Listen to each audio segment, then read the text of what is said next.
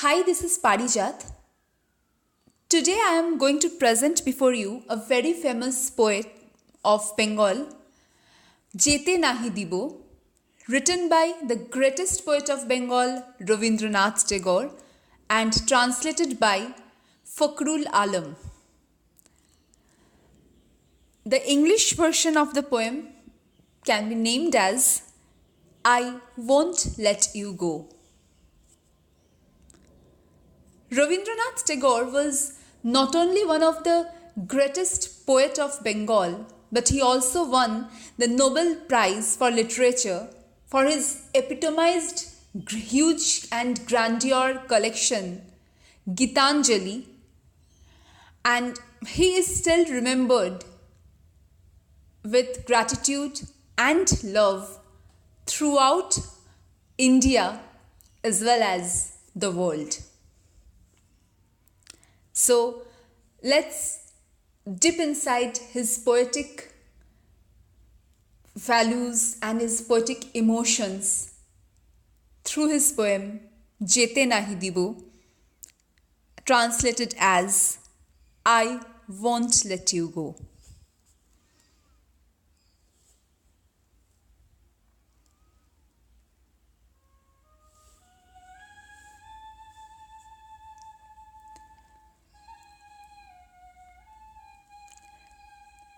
The carriage is ready. It's afternoon. The late autumnal sun blazes. A midday breeze swirls dust off the deserted rural road. In the cool shade of a peepal tree, a worn-out beggar woman dozes on a tattered cloth. As in a night, coming after an excess of sunlight, everything is still, silent, somnolent. Only my house is astir, its inmates incapable of sleep.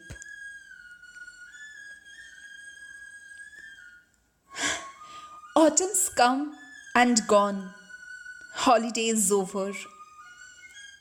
I leave for my far-off workplace. Our servants run around the house, packing bags and baggage with ropes and strings. Although her eyes are full of tears and her heart is leaden, my wife has not a moment to sit down and cry. She makes sure that everything is ready for the journey. My bags are full, but she thinks I don't have enough. I exclaim, must I take all? Boxes, jugs, pots, pans, plates, bowls, bottles, bedclothes too. What will I do with so many things? Let me only take some of them and leave the rest behind. But nobody heeds me. What if you need this or that? Where will you get them then? Here I have fine rice, excellent lentils, betel leaves and areca nuts. In those bowls are date palm molasses and ripe coconuts. There are 2 jugs of the best mustard oil, mango cakes, dried mango sticks, and milk. Here in these bottles medicine, and in those bowls delicious sweets. Promise, dear, you will eat them. I realize it's pointless to protest and let bags and baggage pile up. I look at my watch and then my dear wife and say softly, goodbye.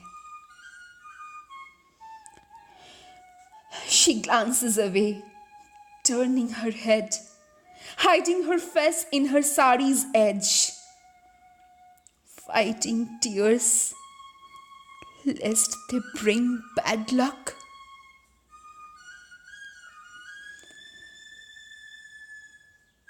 4-year-old daughter waits outside pensively. Any other day, she would have had a bath by now, and before she had taken a bite or two, her eyelids would droop in sleep. This day, her mother has no time for her and hasn't noticed that she hasn't bathed or had lunch.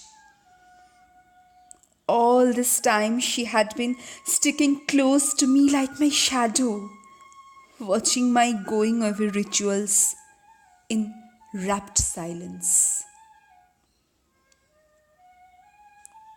Tired now, thinking who knows what, she stands outside the door silently.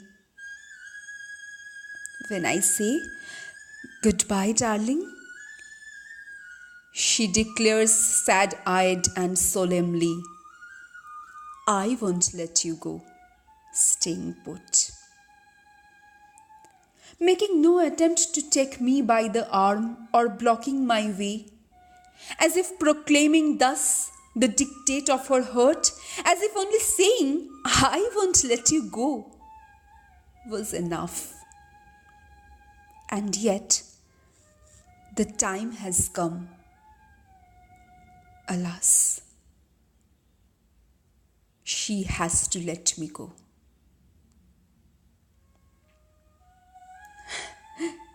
Silly daughter of mine, was it you speaking? What gave you the strength to say so emphatically, "I won't let you go"? What made you feel you could stop me from leaving with only a pair of hands? How could you think of holding me back and blocking me with your frail little body stirred only by a heart full of love?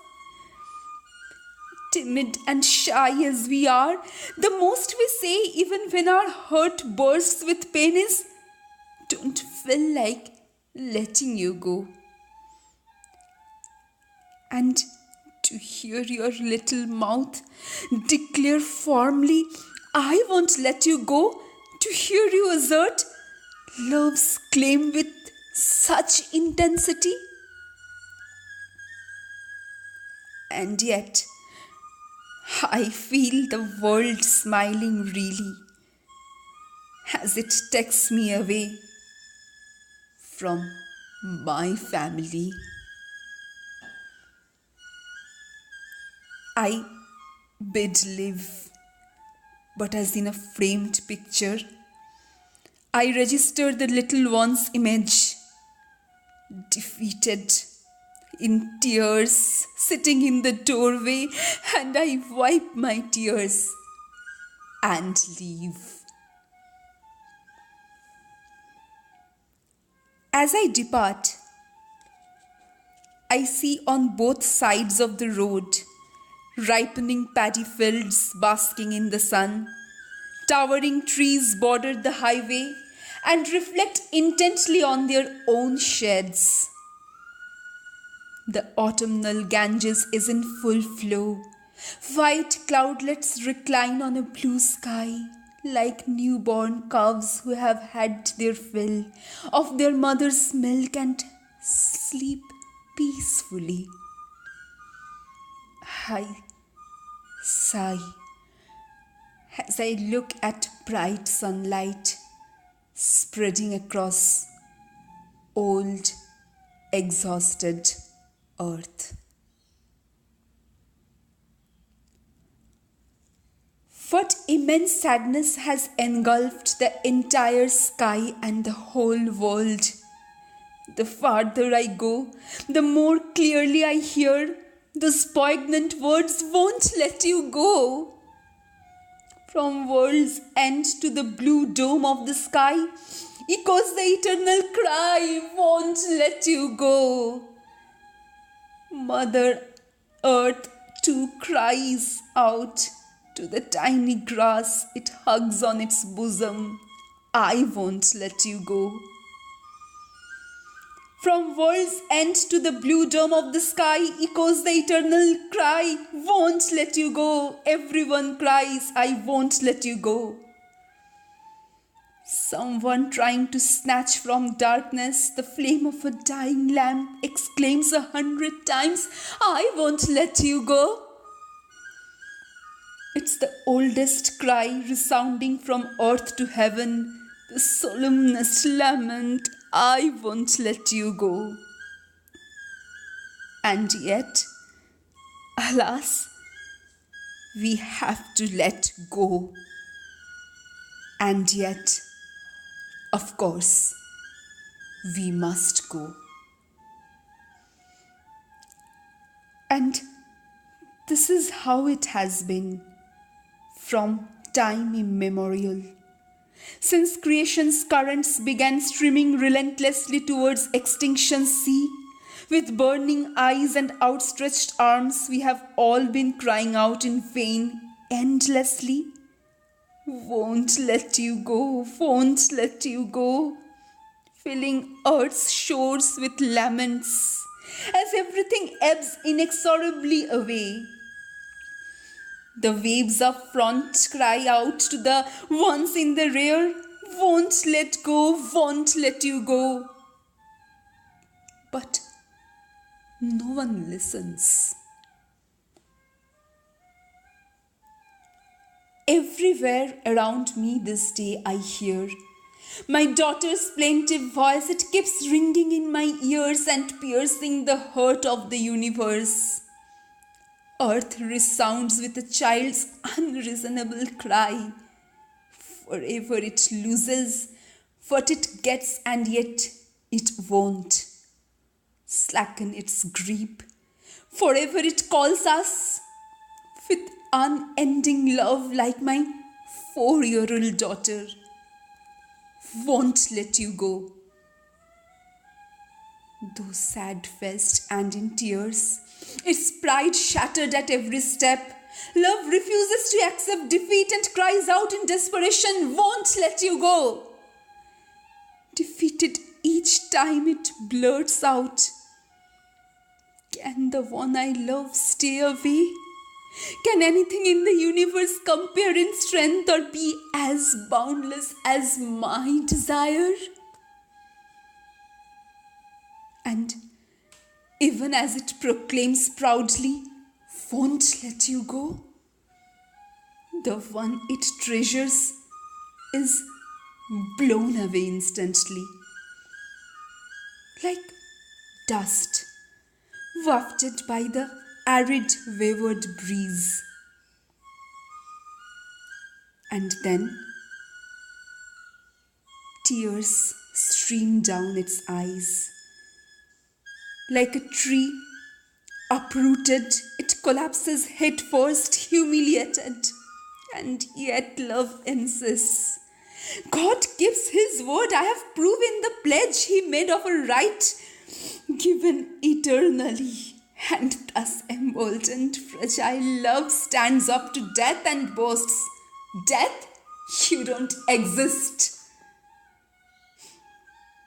Death laughs at such folly, and so love, undying, though weighed down by death, pervades the universe, solemn fest, full of tears, forever in a flutter and tears.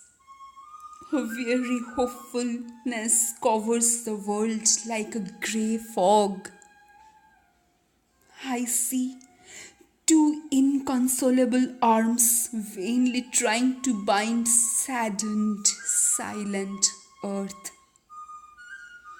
Under swift current, a quiet shade, the allure of a cloud that will soon shed tears.